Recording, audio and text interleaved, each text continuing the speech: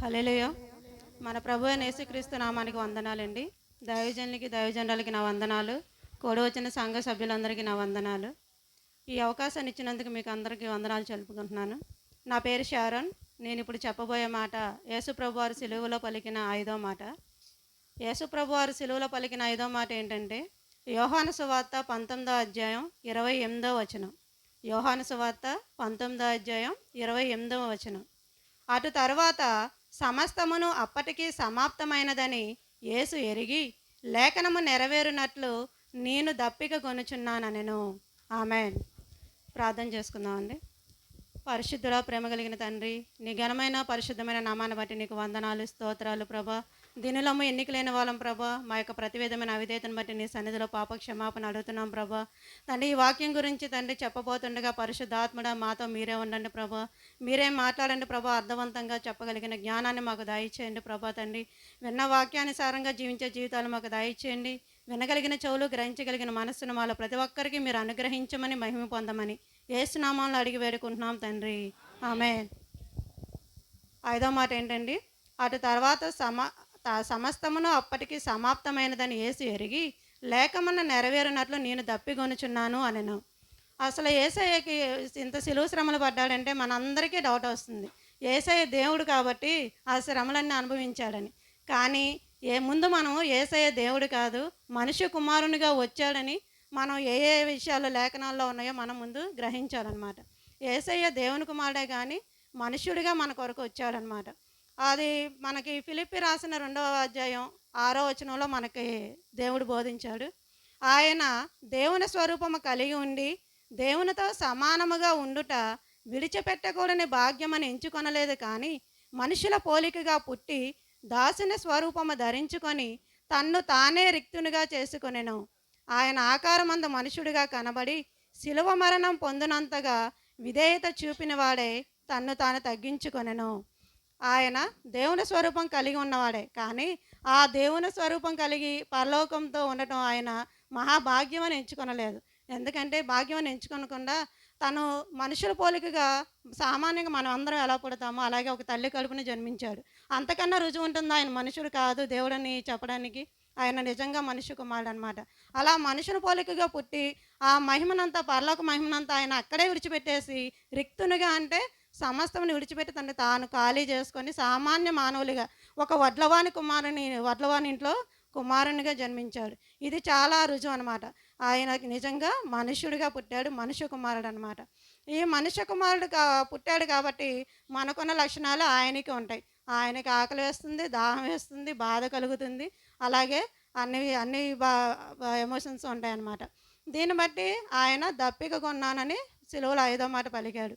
అలా ఆయన ఎందుకు దప్పిక కొన్నాడో దానికి కలిగిన పరిస్థితులు ఏంటో మనం చెప్పుకుందాం. ఈ మార్కు సువార్త 14వ అధ్యాయం 34వ వచనంలో ఉంటుందన్నమాట. ఈ యేసయ్యను పట్టుకునే ముందు తెల్లవారుజామున యేసయ్యకి ఎప్పుడు ప్రతిరోజు తెల్లవారుజామున ప్రార్థన చేసుకోవడం అలవాటు. ఆ రోజు కూడా గెత్సెమనే తోటకి వెళ్ళారు ప్రార్థన చేసుకోవడానికి. కానీ అప్పుడు రోజు వెళ్ళినట్టు కాదు, తెల్లారితే ఆ యేసయ్యను పట్టుకుంటారు. మనకి ఏదైనా ప్రమాదం జరగబోతుందని తెలిస్తేనే మనకి చాలా ఆందోళనగా ఉంటుంది. కానీ యేసయ్యకి సమస్తము తెలుసు. తెల్లవారితే ఆయన్ని సిలువకు అప్పగిస్తారు, సిలువ శ్రమలు అనుభవించాలని. ఆ రోజు రాత్రి ఆయన ఎప్పుడూ లేదు కానీ బహు చింతాక్రాంతుడు అయిపోయాడు అనమాట. బాగా వేదన పడుతున్నాడు, భయపడుతున్నాడు. ఎందుకు భయపడుతున్నాడు? ఆయన మనుష్య కుమారుడు కాబట్టి, మనలాగా ఆయనకి భయం ఉంటుంది కాబట్టి. ఆ బహు చింతాక్రాంతుడై భయపడుతూ ప్రార్థన చేసుకోవడానికి వెళ్ళి శిష్యులతో చెప్తాడు, మీరందరూ మెలకువగా ఉండి ప్రార్థన చేయండి అని. కానీ శిష్యులందరూ పడుకుని పోతారనమాట. కానీ యేసయ్య అప్పుడు బాగా బాధపడుతూ ప్రార్థన చేసుకుంటాడు.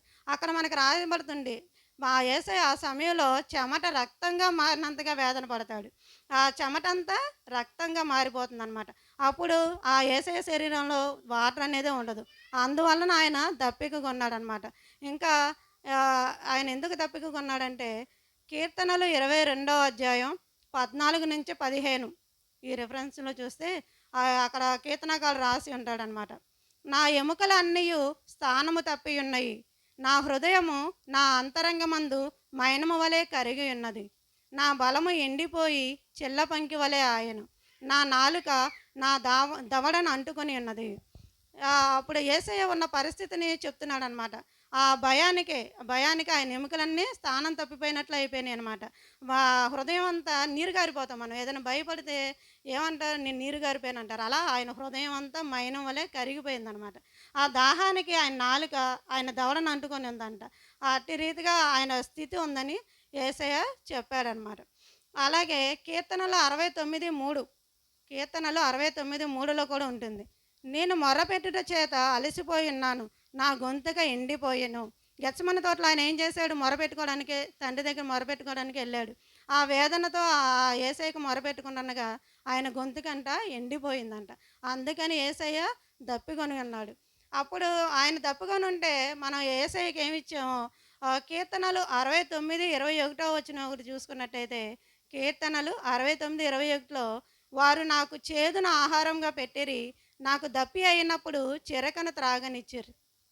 చేదున ఆహారంగా పెట్టి ఆయనకి దప్పిక అయినప్పుడు అంట సిలువలో వేలాడుతున్నప్పుడు దప్పిక ఉన్నానంటే ఆ పక్కనున్న వాళ్ళు చిరకని, అక్కడ సిలువలో వేలాడి శ్రమలు పడుతున్న వాళ్ళకి చిరక అని, చేదు అని ఉంటుందన్నమాట. అది మనకి ఆపరేషన్ చేసినప్పుడు ఇచ్చే మత్తు మందులా ఉంటుంది. ఆ సిలువలో శ్రమలు పడేవాళ్ళు ఆ బాధ తెలియకుండా ఆ మత్తులో వాళ్ళు చనిపోవాలని చెప్పి అలా ఇస్తారనమాట.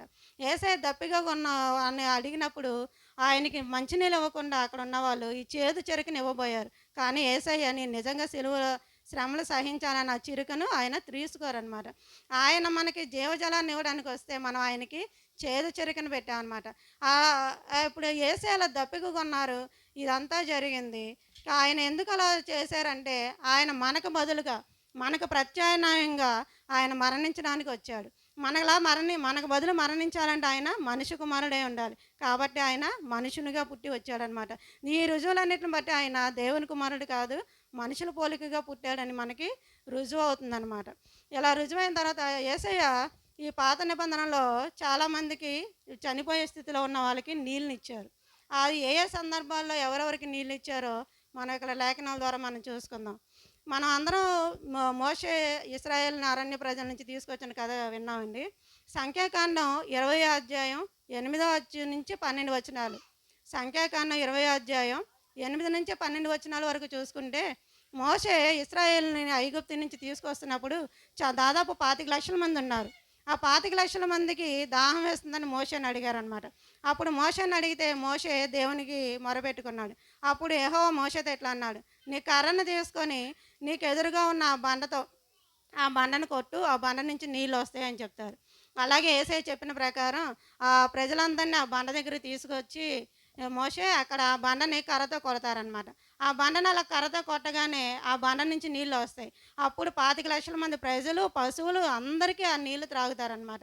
అప్పుడు ఆ లేఖనాల్లో చెప్పబడుతుంటుంది, ఆ మోషే ఆ కర్రతో కొట్టిన ఆ బండ ఎవరు కాదు, ఆ బండ క్రీస్తే. హల్లెలూయా. ఆ క్రీస్తే మనకి నీళ్ళిచ్చిన బండ అనమాట. అలాగే న్యాయాధిపతులు 15వ అధ్యాయం 18వ వచనం. సంసోను అని మనకు తెలుసు. సంసోను అనగా దేవుని చేత నాజీరు చేయబడిన వ్యక్తి, బహుబలవంతుడు అనమాట. 15వ అధ్యాయం 18 వచనాల వరకు మనం చూసుకుంటే ఆ సంసోను మీదకి ఫిలిస్తీయులు వస్తారనమాట, ఒక 1000 మంది వరకు. వస్తే ఆయన వాళ్ళని చంపాలన్నమాట. అప్పుడు దగ్గరలో ఏది కనిపించదు. ఒక గాడిద చచ్చిపోయి ఉంటే ఆ గాడిద ఉంటుంది. ఆ గాడిద దవడ ఎముకను పట్టుకొని ఒక 1000 మందిని దేవుడిచ్చిన బలం చేత చంపేస్తాడు.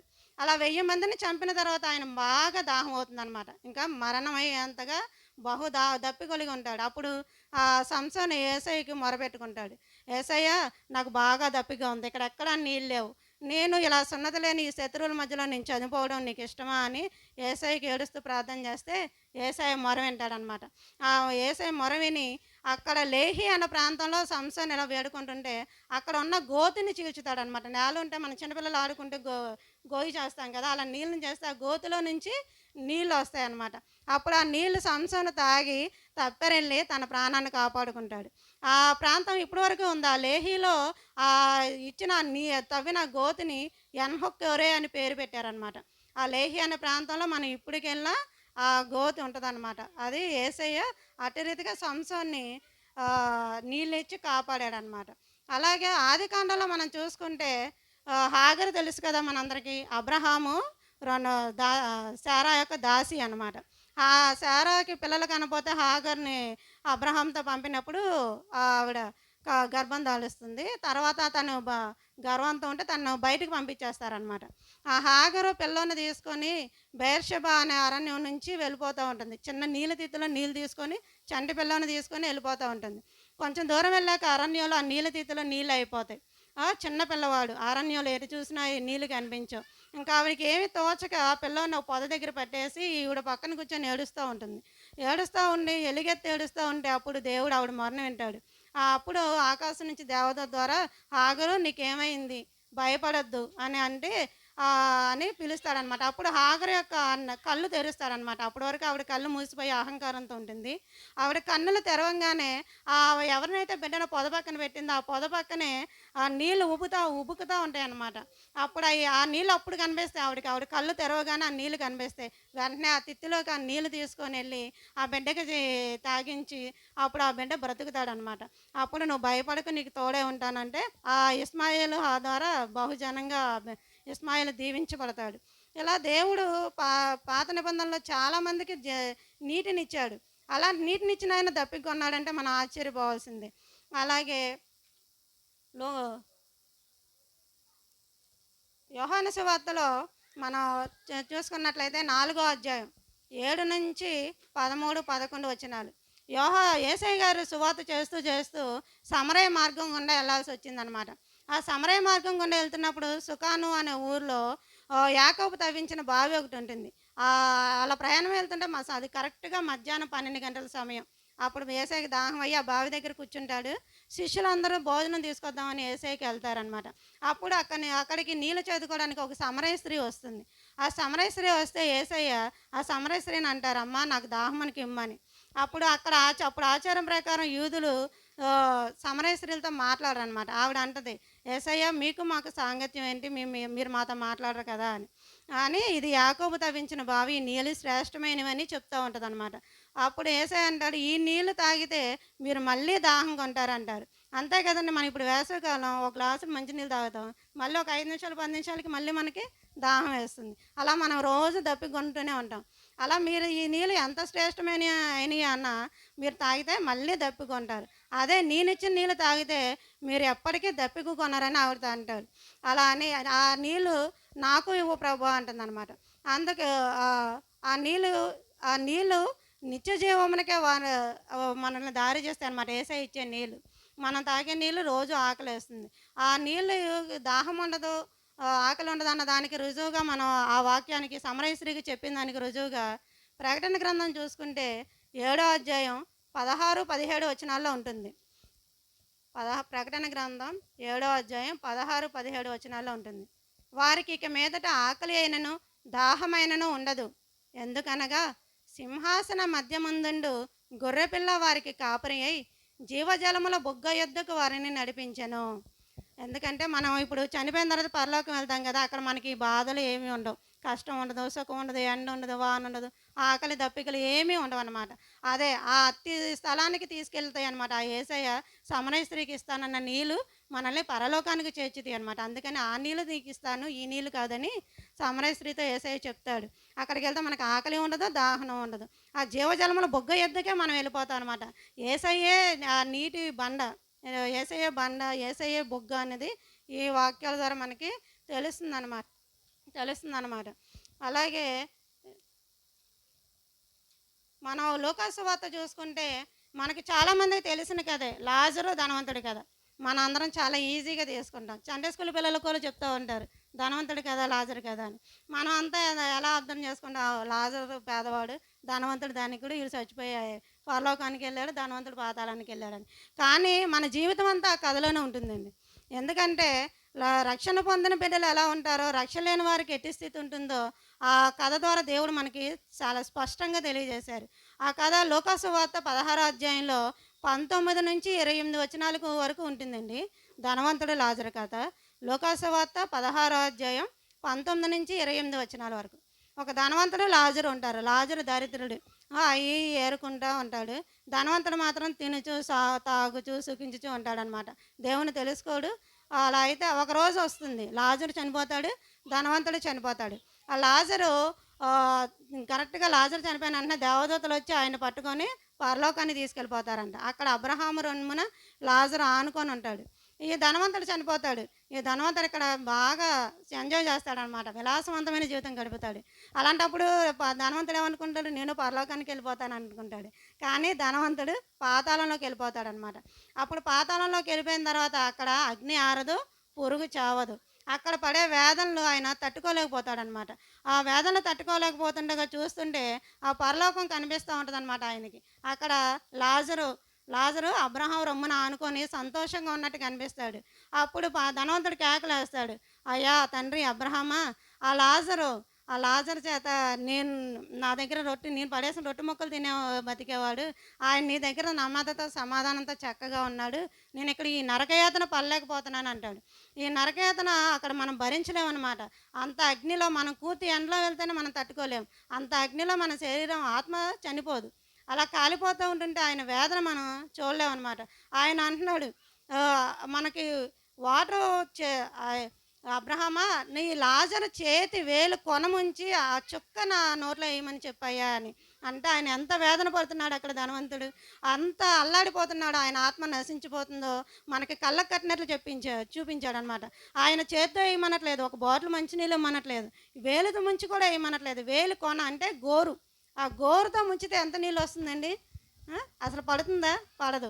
కానీ ఆయన దాహం అలాంటివి ఉందన్నమాట. ఆయన పడే నరక యాతన అంత ఘోరంగా ఉందన్నమాట. అలా అట్టి స్థితిలో ఉండి అంటే అప్పుడు అబ్రహాం అంటారు, అయ్యా నీ దగ్గరికి మా దగ్గరికి రావడానికి మధ్యలో మహా అగాధం ఉంది, ఇక్కడికి అక్కడికి రావడానికి కుదరదు అని. అప్పుడు ఇంకా అర్థమవుతుంది అనమాట, నాకు సహాయం రాదు, నాకు నీళ్ళు దొరకవని.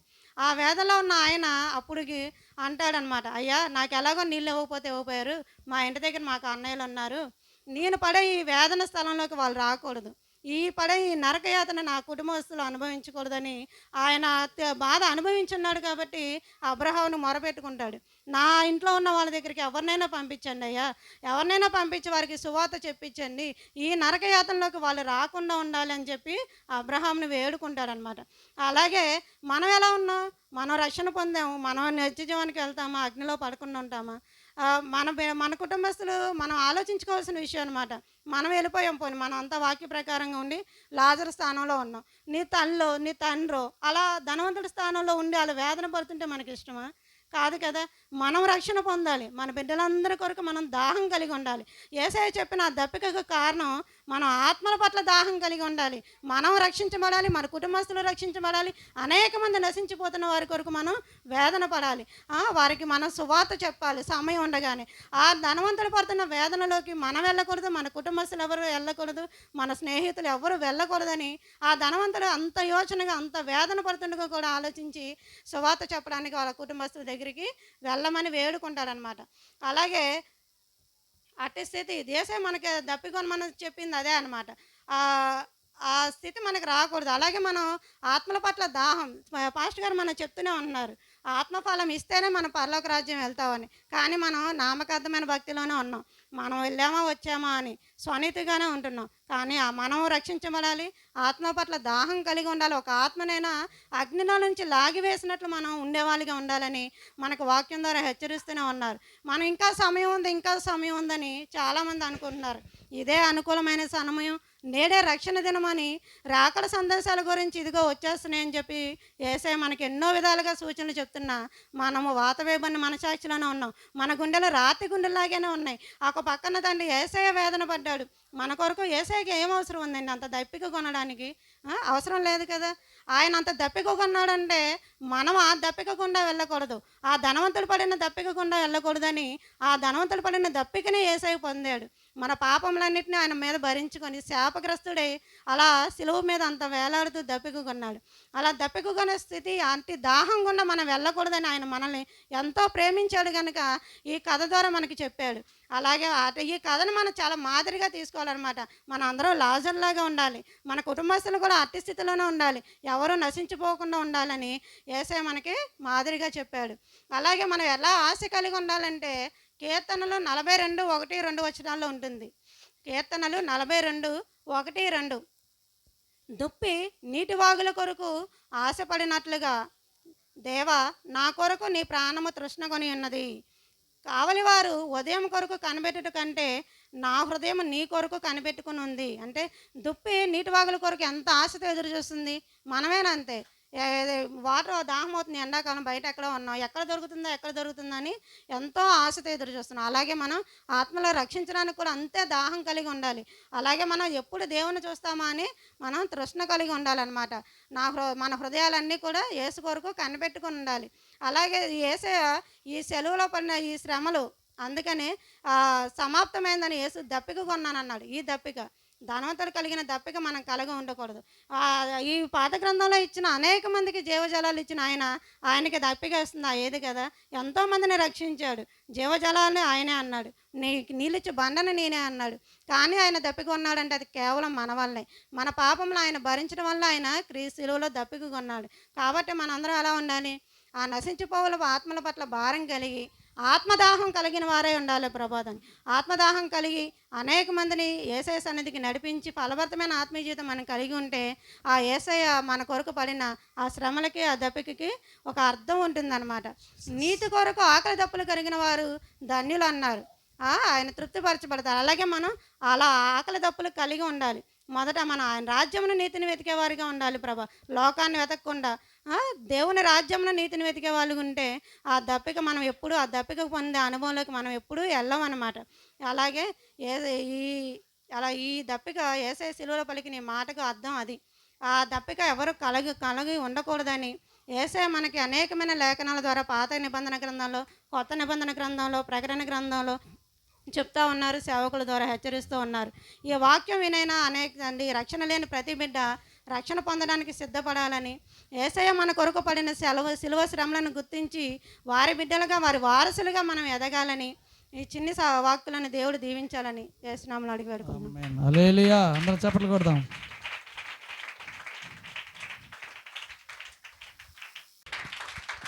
ఇప్పుడు కార్తిక్ పాస్టర్ గారు మాట్లాడుతుంటే నిద్ర వచ్చే వాళ్ళకు కూడా దెబ్బలు నిద్రపోయి.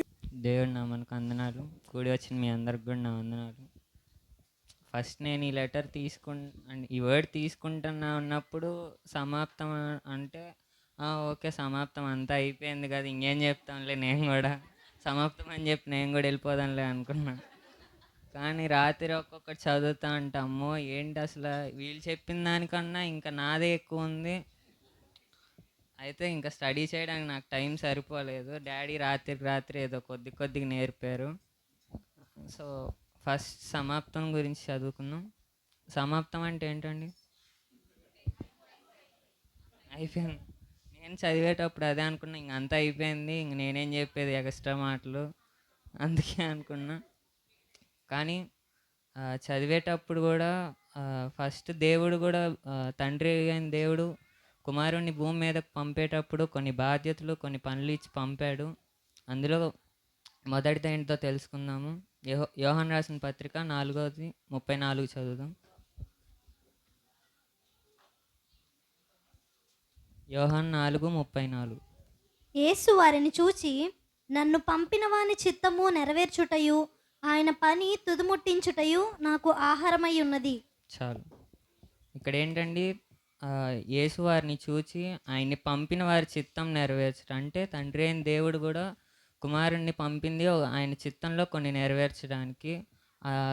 తండ్రి ఇచ్చిన చిత్తాలు ఏంటంటే, ఒకటి ఆత్మల రక్షణ జరిగించాలి, రెండోది మన పాపాల కొరకు యేసు బలైపోవాలి.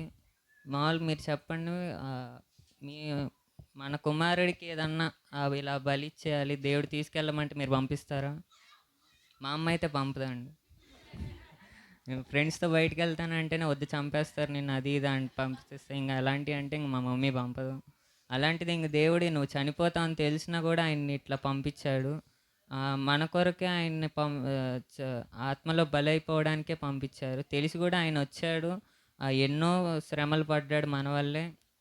ఇంకా దాని గురించి కూడా యోహాను సువార్త 3:16 ఉంటుంది.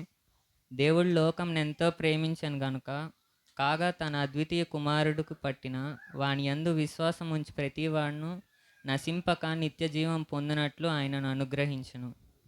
దేవుడిని ఆ కుమారుడిని నమ్మినట్లయితే మనకే నిత్య జీవం వస్తుందండి.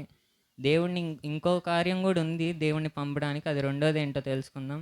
రోమీలకు రాసిన పత్రిక 10:4 విశ్వసించు ప్రతివానికి నీతి కలుగుటకై క్రీస్తు ధర్మశాస్త్రమునకు సమాప్తి అయి ఉన్నాడు. చాలు. ఆ, యేసు ప్రభు పుట్టక ముందు వరకు పాత నిబంధన అంతా చూసుకున్నట్లయితే దేవుడు వీళ్ళందరికీ ధర్మశాస్త్రాన్ని అనుసరించి వాళ్ళని ఫాలో అవ్వమన్నారు. కానీ చాలామంది అది నెరవేర్చలేకపోయారు. భూమి మీదేమో పాపం ఎక్కువగా ఉంది, బిడ్డలు ఇలా ఉన్నారని చెప్పి తండ్రి అయిన దేవుడు కుమారుణ్ణి పంపి వీళ్ళ కొరకు నువ్వు బలైపోవాలంటే ధర్మశాస్త్రం అనేది ఏం చెప్పిద్ది అంటే ఎంతసేపు మనుష్యుడు పాపులే అని చెప్తూ ఉంటుంది. అందులో ఉండే ఆ, శాస్త్రం అంతా అట్లానే ఉంటుంది. అది పోవాలంటే మాత్రం యేసు ప్రభు వారు బలవ్వాలి. అది రోమిల్కి రాసిన పత్రిక 3వ అధ్యాయం 20లో ఉంటుంది. ఎలయనగా ధర్మశాస్త్ర సంబంధమైన క్రియల మూలముగా ఏ మనుష్యుడును ఆయన దృష్టికి నీతిమంతుడని తీర్చబడడు. ధర్మశాస్త్రము వలన పాపమనగా ఎట్టిదో తెలియబడుచున్నది. చాలు. ఇక్కడ దేవుడు చెప్తున్నాడు ధర్మశాస్త్రంలో ఏముంటుందంటే పాపం ఎలా ఉంటుందో తెలుస్తుంది. అలాగని ధర్మశాస్త్రంలో ఉన్నాయి అన్నీ మనలో ఉన్నంత మాత్రాన మనం ఏం నీతిమంతులం కూడా అయిపోము. ఆ కార్యాలన్నీ నెరవేర్చినంత మాత్రాన కూడా మనం మంచి వాళ్ళము, మనం ఇంకా మంచి వాళ్ళంగా అవ్వలేము. దేవుడు చెప్పింది మనమే పాటించాలి. మూడవది కూడా చదువుదాం. ఎఫ్ఎస్సి 1:7.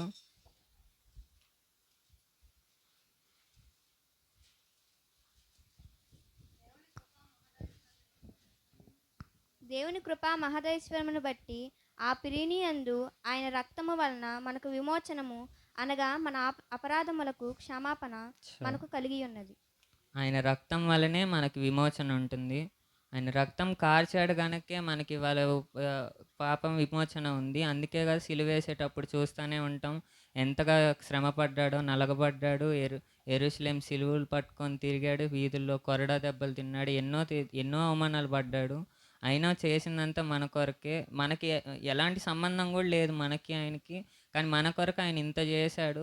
కానీ మనం ఇవాళ పక్కన వాళ్ళ కోసం ఏదైనా చేయాలంటే అమ్మో వీడు బాగుపడిపోతాడు, మనం ఎందుకు చేయాలి, మనకేం సంబంధం అసలు చేయడానికి. అంతే రిలేటివ్స్లో కూడా ఇలానే ఉంటారు చాలా వరకు కూడా. కానీ ఆయన ఏమో మన కొరకు ఇంత చేసి ఇలానే చనిపోయారు. నాలుగోది కూడా ఆఖరిది చూసుకుందాము. 1 పేతురు 3:19. ఆత్మ విషయములలో బ్రతికింపబడి పాప విషయములలో ఒక్కసారి శ్రమపడాను అని ఉంటుంది. అంటే మన పాపాల కొరకు ఆయన చనిపోయాడు, ఒక్కసారి శ్రమపడ్డాడు. కానీ ఆత్మ విషయంలో మనల్ని ఎన్నోసార్లు మన కొరకే ఎన్నోసార్లు తిరిగాడు, మనకి ఎన్నోసార్లు నచ్చజెప్పారు, మనకి సువార్త ఎన్నోసార్లు చేశారు. అలా అలా చేసి ఆఖరికి ఇంకా బలైపోయే టైంలో కూడా చనిపోయిన 2వ రోజు కూడా ఆయన ఆత్మలకు వెళ్ళి బోధ చేసి వచ్చాడండి. తిరిగి మన పాపముల కొరకు చనిపోయాడు ఆయన, తిరిగి ఆత్మలో లేచాడు కాబట్టి మన పాపాలన్నీ విమోచింపబడ్డాయి. ఆయన కనుక అలా లేకపోయి అంటే వాళ్ళు మనం ఇక్కడ గుడ్ ఫ్రైడే కూడా చేసుకోము. ఏముంది, అందరు చనిపోయారు, ఆయన చనిపోయారు, ఇంక లేగలేదు అంటే కామన్ మ్యాన్ కిందే లెక్కేసుకునే వాళ్ళం. ఆయన్ని ఇలా లేచాడు కాబట్టి ఆయన దేవుడు అని మనం నమ్మాము. ఆయన ఇలా అద్భుత కార్యాలు చేశాడు కాబట్టి నమ్మగలుగుతున్నాము. దీన్ని బట్టి సమాప్తం అంటే ఏంటంటే మన పాపాల కొరకు యేసు పడవలసిన బాధలు, ఆయన చేసిన ప్రాణ త్యాగాలు పూర్తయినాయి అని అర్థం. లోకం పాపం మొత్తాన్ని ఆయన ఒక్కడే వెనకేసుకున్నాడు, తన ప్రజలందరినీ రక్తాలతో విమోచించాడు. తద్వారా మనకి శాప విమోచన కలిగింది. ధర్మశాస్త్రం నుండి మెయిన్గా దానికోసం అది మనకు ఒక శాపము. ఆ శాపం నుండి విడుదల అవ్వడానికే దేవుడు మన కొరకు బలి అయ్యాడు. సో ఇంకా తద్వారా వచ్చిన పని సమాప్తమైంది. నా మెసేజ్ కూడా సమాప్తం. Thank you.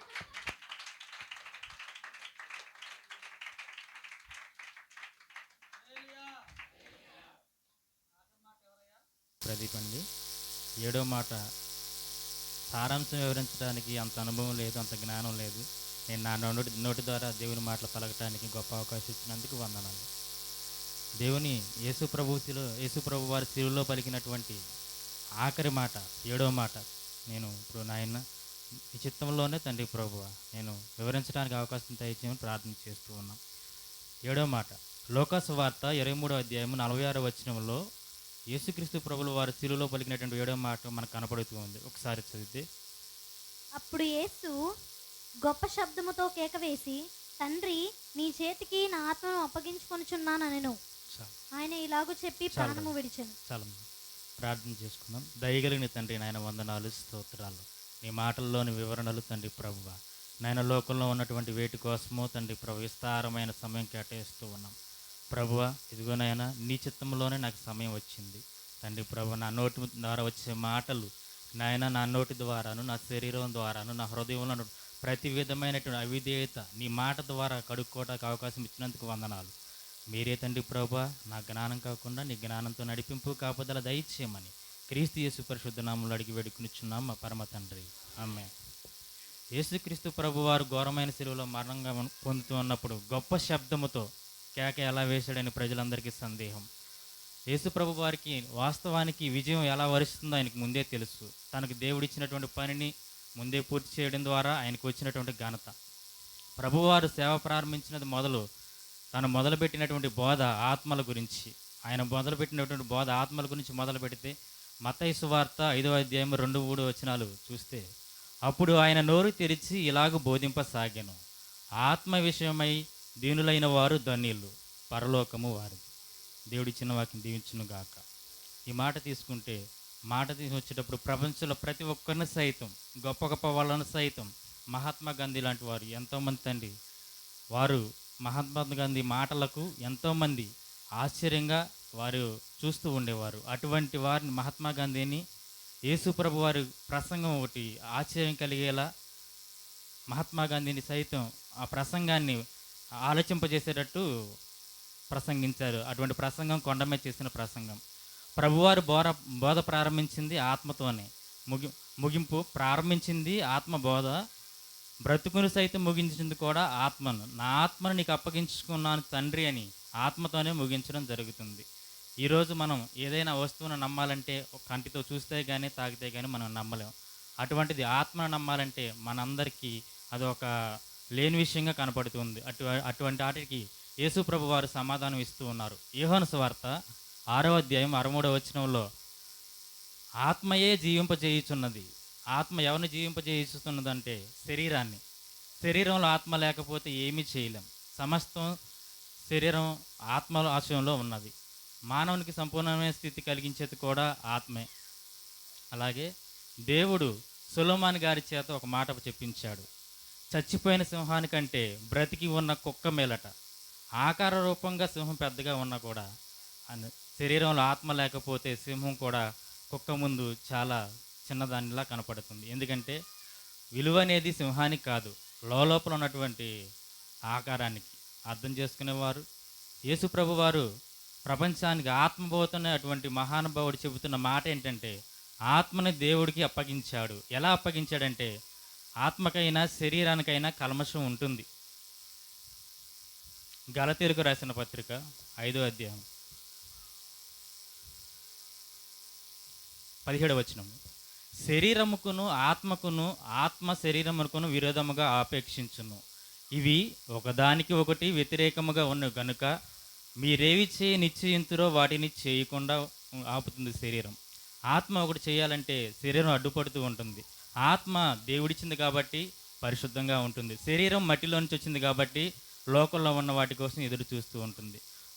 మనలాంటి వాళ్ళు ప్రసంగి గ్రంథంలో ఉన్న ఒక అధ్యాయాన్ని చూస్తే 12వ అధ్యాయం 7వ వచనం చూసినట్టయితే, మన్నైనది వెనుకటి వలనే మరలా భూమికి చేరును, ఆత్మ దాన్ని దయచేసిన దేవుని యొద్దకు మరలా పోవును. మనం మట్టిలో పుట్టాం కాబట్టి మరి దేవుని దగ్గరికి ఎలాగైనా వెళ్తామని అనుకుంటాం. అది చాలా పొరపాటు అండి. ఇందులో దేవుడు ఎవరికి అర్థం కానటువంటి మర్మాన్ని దేవుడు తెలియజేస్తూ ఉన్నాడు. మన ప్రవర్తనే, మన ఆత్మ ద్వారా మనం కొన్ని షరతులు కూడా ఆయన చూపిస్తూ ఉన్నాడు. మనం ఈ భూమి మీదకి శరీర రూపంలో వచ్చినప్పుడు ఆత్మ కల్మషంతో ఏమీ లేదు, యథార్థంగా వచ్చాం. మనం మనుషులుగా ఉన్నాక ఈ భూమి మీదకి వచ్చి మన ఆలోచన విధానం మన వయసుతో పాటు పెరుగుతూ ఉండగా మనలో చెడు ఆలోచనలు, చెడు తలంపులు వస్తూ ఉన్నాయి. అందుని బట్టి మనం అపరిశుద్ధులం అయ్యాం.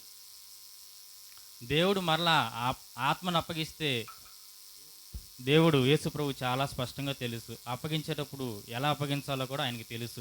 హెబ్రీయులకు రాసిన పత్రిక 9వ అధ్యాయం 14వ వచనం, తన్ను తాను దేవునికి నిర్దోషునిగా అర్పించుకున్న క్రీస్తు నిత్యుడగు ఆత్మ ద్వారా తను దేవునికి నిర్దోషినిగా అర్పించుకున్న క్రీస్తు. ఉదాహరణకి మనకి ఏదైనా అవసరం ఉండి ఒక వ్యక్తి దగ్గర ఏదైనా వస్తువు తీసుకుంటే వారి దగ్గర ఎలా తీసుకున్నామో అలాగే ఇవ్వాలి. ఏదైనా పాడు చేసినా వాళ్ళు మనల్ని గట్టిగా అవటానికి అవకాశం ఉంటుంది. యేసు ప్రభు వారు మన సృష్టించింది పరిశుద్ధంగానే సృష్టించారు. యేసు ప్రభు వారు కనుక మనల్ని ప్రశ్నిస్తే, మిమ్మల్ని మేము సృష్టించింది మొదలుపెట్టినప్పుడు మీరు ఎలా ఉన్నారో అలాగే ఇప్పుడు ఉన్నారని ప్రశ్నిస్తే అందుకు సమాధానం లేదు. అపోస్తుల కార్యములు 7వ అధ్యాయము 58-59 వచనాలు చూడగలిగితే, అపోస్తుల కార్యాలు 6వ అధ్యాయము 5వ వచనం. ఈ మాట జనసమూహం అంతటికి ఇష్టమైనందున వారు విశ్వాసముతోనూ పరిశుద్ధాత్మతోనూ నిండుకొనిన వాడిన స్టెఫను